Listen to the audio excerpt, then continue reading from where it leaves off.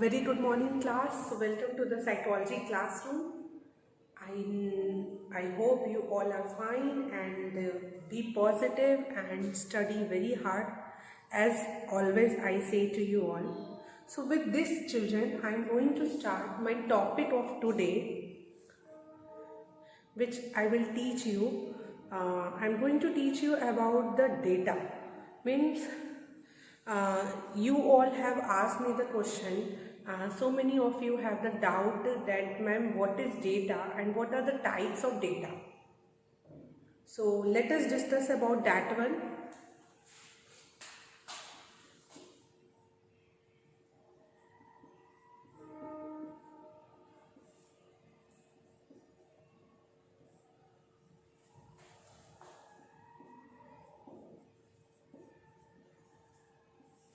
So this is the topic of our today.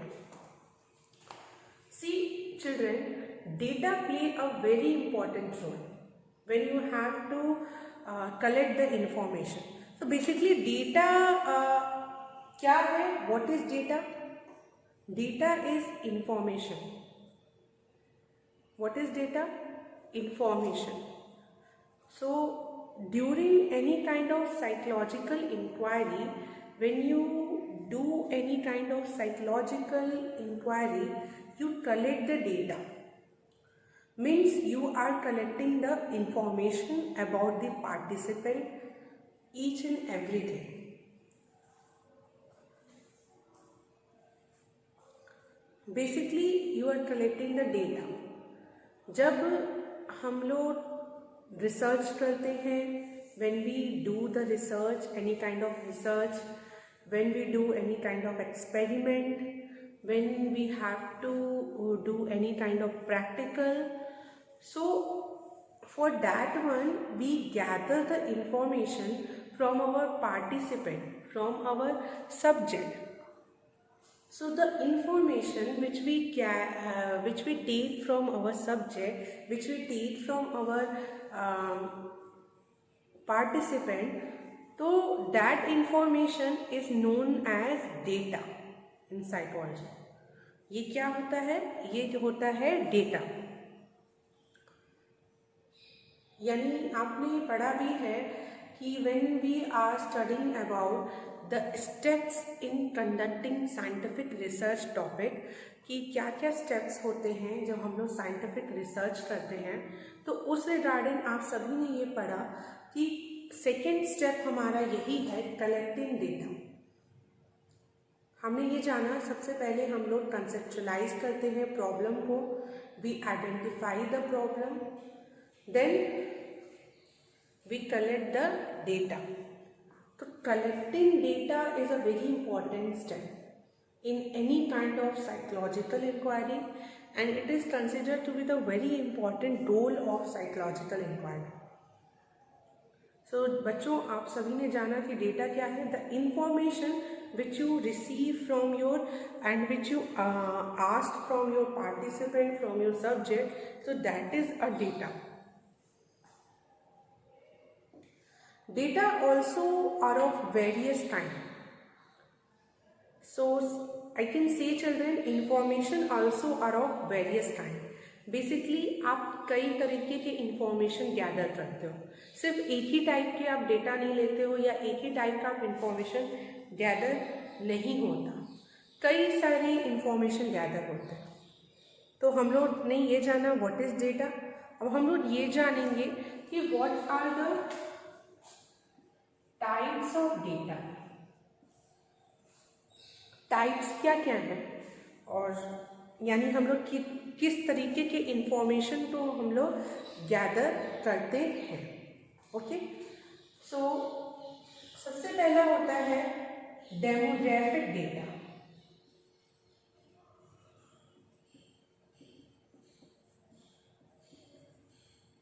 The first data is demographic. Demographic data हम लोग सबसे पहले लेते हैं पर्सन से. इसमें क्या क्या चीज़ें आएंगी? It include the person name, means the general information about the subject and the general information about the participant include the demographic data.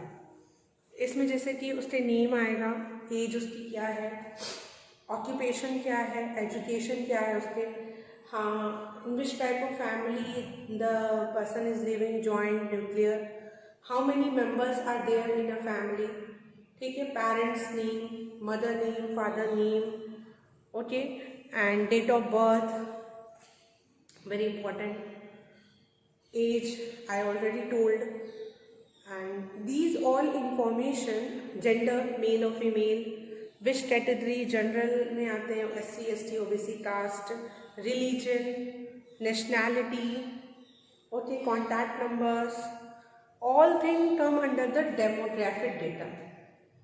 तो जैसे ही कोई पेशेंट है या सब्जेक्ट है या पार्टिसिपेंट है आपके रिसर्च में पार्टिसिपेट कर रहा है, सब्जेक्ट आपके प्रैक्टिकल को कंप्लीट कर रहा है या प्रैक्टिकल में पार्टिसिपेट कर रहा है, या पेशेंट्स हैं, आप थेरेपिस्ट हो, तो आप डेमोग्राफिक डेटा में आप उसके पर्सनल इंफॉर्मेशन को लेते हो।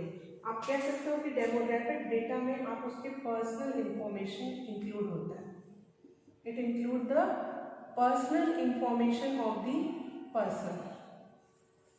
पर्सनल इंफॉर्मेशन, ये पर्सनल इंफॉर्मेशन इंक्लूड करता है। जैसे कि क्या क्या चीज़ें पर्सनल इंफॉर्मेशन में आएंगी, मैंने अभी आप सभी को बताया, name, age, gender, date of birth, parents name, father, mother, and which type of family the person is living, address, contact number, all this come under the nationality, come under the demographic data। I hope children demographic data आपको clear है। और demographic data, so demographic data तो first requirement है person की, आपको लेना ही है उससे, ठीक है। demographic data के बाद आता है physical data। फिजिकल डेटा, इसमें क्या चीजें आती हैं? Physical data include the physiological aspects of the person. ये फिजियोलॉजिकल नहीं बोलेंगे, sorry, physical data include the environmental aspect. ये इन्वायरमेंटल में आता है। Environmental, let me right it first, environmental aspect.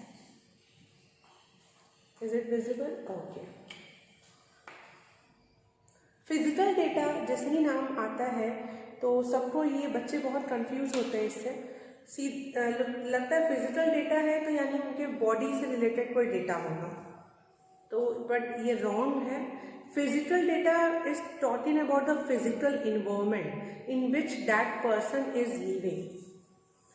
Physical data means physical environment जिसमें वो person रह रहा है, उसे हम कहते हैं, ठीक है।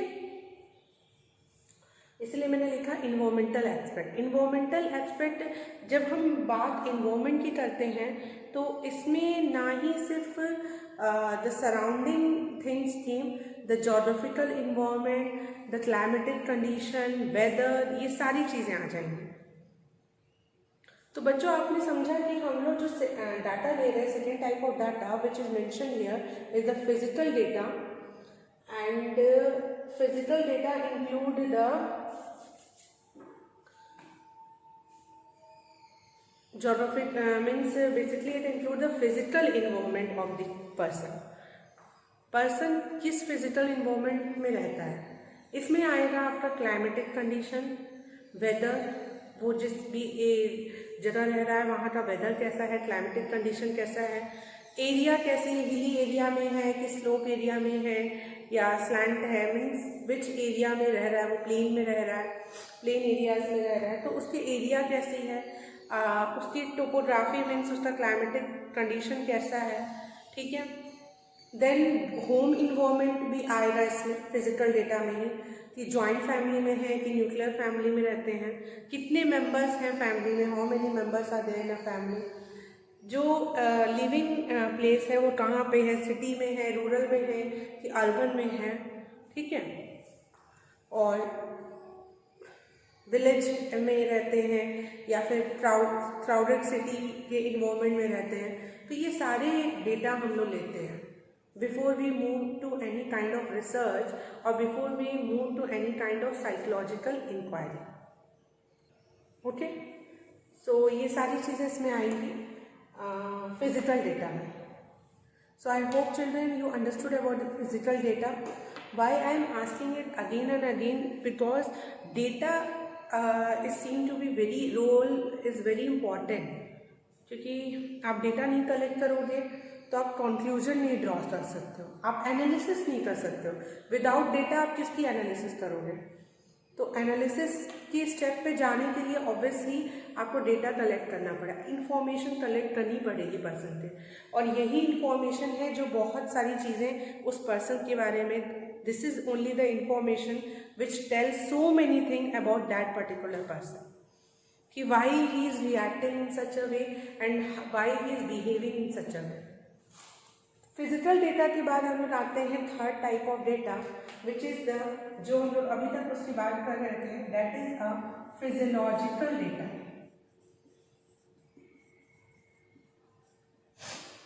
फिजियोलॉजिकल डेटा, यहाँ पे फिजिकल एस्पेक्ट की बात हो रही है, यानी फिजियोलॉजिकल यानी कह सकते हैं बॉडीली एस्पेक्ट्स. बॉडीली एस्पेक्ट्स आएंगे इसमें, जो भी आपके बॉडी से रिलेटेड चीजें होंगी, ठीक है, वो इसमें आएंगे. Bodily aspects. फिजियोलॉजिकल डेटा में क्या क्या चीज़ें आ सकती हैं? इसमें पर्सन के हाइट क्या है, वेट क्या है, skin colour, hair colour, eyes colour, and any kind of marks in the body और any kind of spot in the body, and the size, the waist size, all things which are related to the what is the blood group of that person, blood group क्या है, any kind of illness or disease if person is having, ठीक है, और how many what are the diet of that particular person, diet क्या है उसकी, how many times of physical exercise was moving on or not. तो all things come under the physiological data. यानी person के जो फिजियोलॉजिकल बॉडीली एस्पेक्ट से जो भी चीज़ें होंगी वो हम उसमें पूछते हैं, जैसे GSR, galvanic skin response, BP, blood pressure भी पूछते हैं, टेम्परेचर, ये सारी चीज़ें इसमें आती हैं. तो I think you understood it. Now the last one is left. 3 types of data we had discussed children.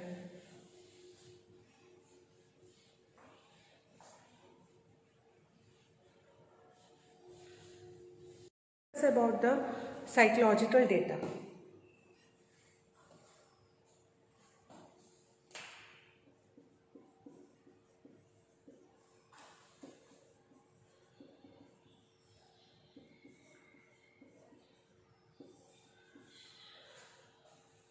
So children, we had already discussed what are the other types of data. Like we have discussed about the physical data, we have discussed about the physiological data, we have discussed about the demographic data. Now I am discussing you the psychological data. तो क्या होता है कि जो भी participants होते हैं उनके बारे में हमें सारी इंफॉर्मेशन लेनी होती है. We have to collect the data. So in terms of the data, not only उसके पर्सनल इंफॉर्मेशन गैदर करना, ना ही सिर्फ उसके फिजियोलॉजिकल इंफॉर्मेशन को गैदर करना, और ना ही not only you have to collect the physical data. Yani I'm trying to say that only collecting demographic, physical and physiological data is not enough. You have to collect the psychological data also of that particular participant. आपको उनका psychological data भी collect करना पड़ता है.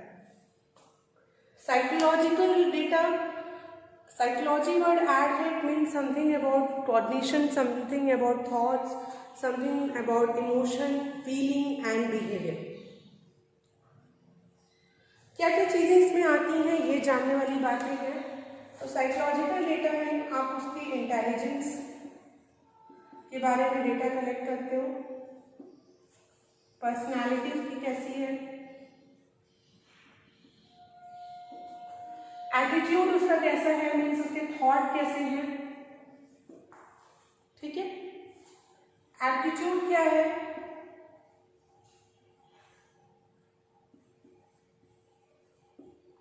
Values वो किन किन चीजों को देता है, ठीक है, उसकी इंटेलिजेंस, उसके पर्सनालिटी, उसके एटीट्यूड, उसके एप्टीट्यूड, उसके इंटरेस्ट ऑफ एरिया क्या है, ठीक है। तो ये सारी इंफॉर्मेशन हम साइकोलॉजिकल डेटा में कलेक्ट करते हैं। इंटेलिजेंस के लिए आप आईक्यू टेस्ट उस पर कर सकते हैं, जिससे आपको एक उसकी आईक्यू के बारे में मालूम चलेगा। पर्सनालिटी को भी जानने के लिए साइकोलॉजिकल टेस्ट हैं बहुत सारे available are there which measure the psychological characteristics of an individual. बहुत सारे साइकोलॉजिकल टेस्ट हैं जो कि पर्सन की साइकोलॉजिकल कैरेक्टरिस्टिक्स को मेजर करते हैं। आप किसी का भी यूज करके आप उसके एक पर्टिकुलर कैरेक्टरिस्टिक्स के बारे में डेटा ले सकते हैं। इंटेलिजेंस आपको पता चल जाएगा, पर्सनालिटी, एटीट्यूड, तो हो सकता है कि you will get the data by the psychological test also, and sometime you get the data by asking the question। Means obviously बात है कि किसी के बारे में अगर आपको इन्फॉर्मेशन लेनी है तो सिर्फ टेस्ट ही एक मीडियम नहीं है कि अगर साइकोलॉजिकल इन्फॉर्मेशन आपको लेना है, साइकोलॉजिकल डेटा लेना है, तो आप उसके लिए उसके ऊपर साइकोलॉजिकल टेस्ट ही एडमिनिस्टर करो। It is not only a single option. You can interview him, you can do a case study, you can do the observation, आप ऑब्जर्व करो उसे, और you interview them, you do the behavioral analysis, you get to know about the person attitude, you get to know about the person interest, okay। तो interview करने से आप बहुत सी चीज़ों के बारे में जान सकते हो उसके।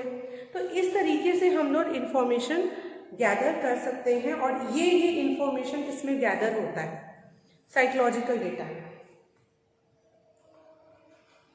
तो यहाँ पे हमने बच्चों जान लिया कि what is data and what are the types of data, कितने टाइप्स होते हैं डेटा के, और आपको क्या क्या चीज़ें कलेक्ट करनी होती हैं जब आप कोई रिसर्च कर रहे हो, जब आप कोई साइकोलॉजिकल इंक्वायरी कर रहे हो। तो किन किन बातों का या किन किन चीज़ों को आपको ध्यान में रखना है, लाइक आपको किस तरीके के डाटा कलेक्ट करने हैं। आपको फिजिकल डेटा कलेक्ट करना है, उसका फिजियोलॉजिकल इंफॉर्मेशन लेनी है, डेमोग्राफिक डेटा कलेक्ट करना है, और साइकोलॉजिकल। अंडरस्टूड? सो ये सारी चीज़ें आपको कलेक्ट करनी है। तो हमने ये टॉपिक को बहुत अच्छे से समझ लिया। अब डेटा क्या होता है और डेटा के टाइप्स ही जान लेना तो इम्पोर्टेंट है नहीं, हम लोग डेटा की एनालिसिस कैसे करेंगे ये भी बहुत इम्पोर्टेंट है। How you do the analysis of data, तो ये भी हम लोग पढ़ेंगे कि डेटा तो कलेक्ट कर लिया, अभी उसकी एनालिसिस कैसे करेंगे हम लोग।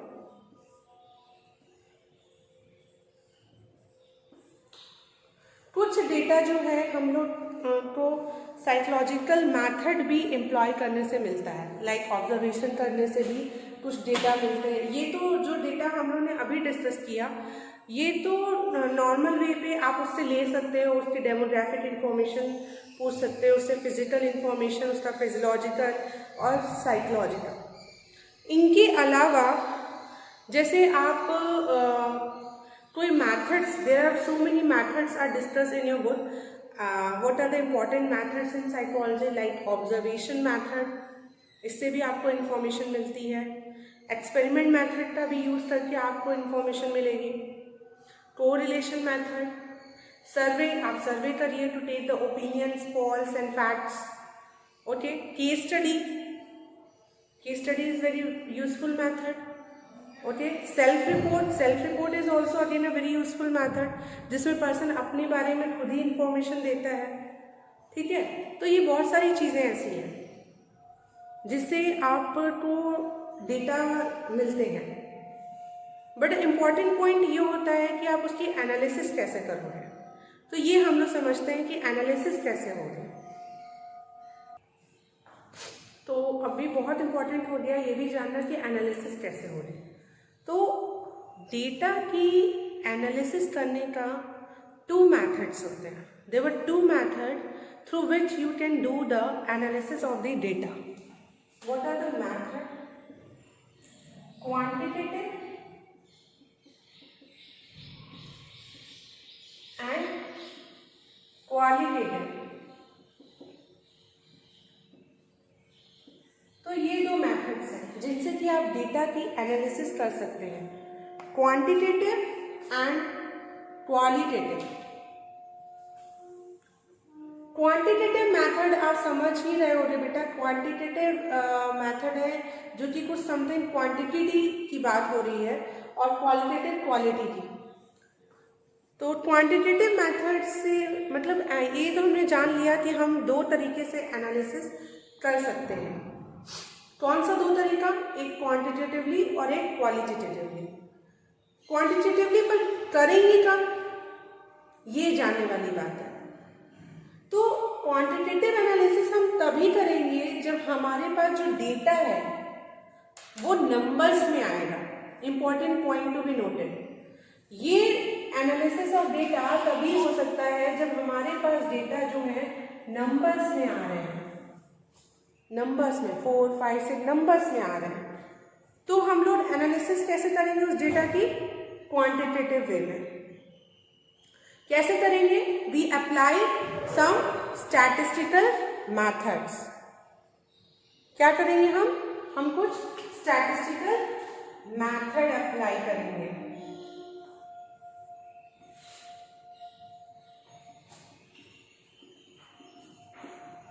What we apply? We apply statistical methods. Okay children, statistical method कौन कौन से हो सकते हैं? जैसे कि statistical methods में क्या क्या आएंगे? जैसे कि आप मीन आप कर सकते हो, मीडियन कैलकुलेट कर सकते हो, मोड आप देख सकते हो क्या है. ठीक है, these are the things. Then average deviation या स्टैंडर्ड डेविएशन, ये सब आप निकाल सकते हैं. ठीक है, ठीक है, एवरेज डेविएशन और स्टैंडर्ड डेविएशन. देन कोरिलेशन निकाल सकते हैं आप. ठीक है, कोरिलेशन मेथड आप यूज कर सकते हो. मीन, मीडियन, मोड, एवरेज, ये सारी चीजें आप कर सकते हैं. पर कब? जब आपके पास जो डेटा है वो क्वांटिटेटिव फॉर्म में आएगा, नंबर्स के फॉर्म में आएगा, तभी आप स्टैटिस्टिकल मेथड अप्लाई कर सकते हो. That's why I make a arrow here. For the quantitative you can apply the statistical method. Qualitative data में आप स्टैटिस्टिकल मेथड अप्लाई नहीं कर सकते, उसमें नहीं कर पाएंगे. नाउ हमने ये जाना कि जब डेटा हमारे पास नंबर्स में आते हैं तो हम लोग क्वांटिटेटिव एनालिसिस करते हैं. पर अगर तो फिर इसमें क्या करते हैं? The question arises, what we do in the qualitative analysis. ये क्वेश्चन आया कि अगर हमारे पास डेटा नंबर्स में आ रहा है तो हम उसकी एनालिसिस क्वांटिटेटिवली कर रहे हैं. पर अगर हमारे पास डेटा ना वर्ड्स में आ रहे हैं, सेंटेंसेस में आ रहे हैं, पैरा में आ रहे हैं, तब क्या करेंगे? तब ऑब्वियसली हम लोग क्या करेंगे? Qualitative analysis. What we do? Qualitative analysis. हम लोग क्वालिटेटिव एनालिसिस करेंगे. ठीक है, तो आपके पास दोनों तरीके हैं एनालिसिस करने के. आप ये मत परेशान होना कि अरे मेरे पास तो नंबर्स में नहीं आए तो अब तो मैं डेटा की एनालिसिस कर ही नहीं सकता, कैसे करूँगा मैं? तो ये सोच के आपको परेशान नहीं होना है. तो अगर आपके पास डेटा वर्ड्स में आ रहे हैं, सेंटेंसेस में आ रहे हैं, तो आप डेटा की एनालिसिस कैसे करोगे? Qualitative.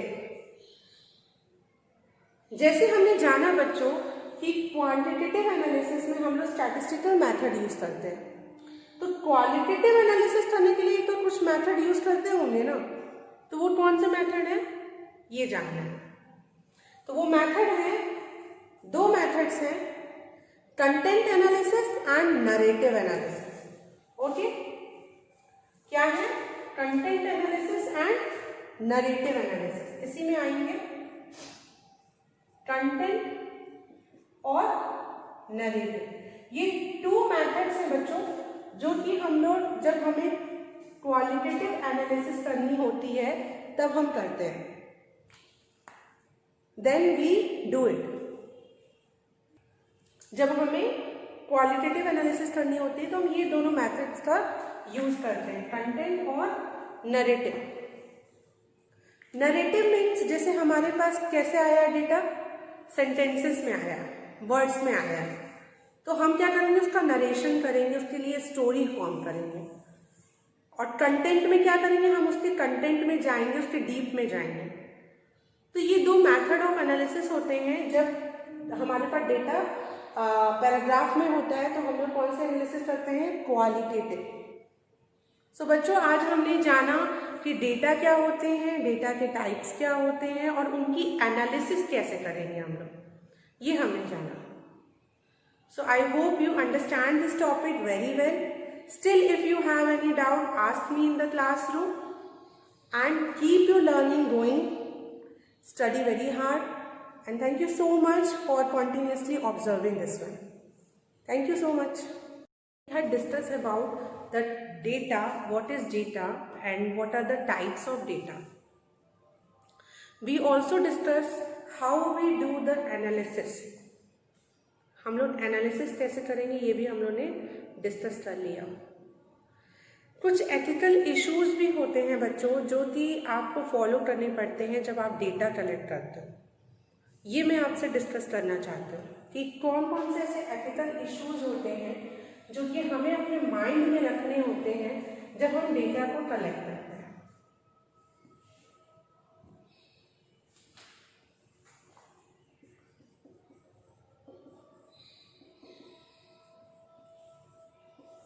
So sorry that this point is left. I had not discussed with you and I close it.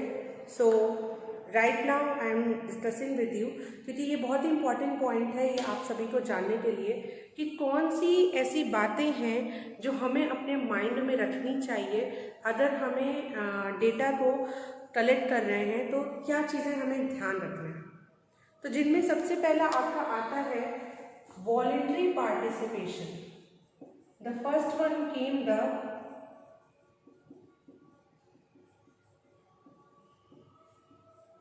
voluntary participation.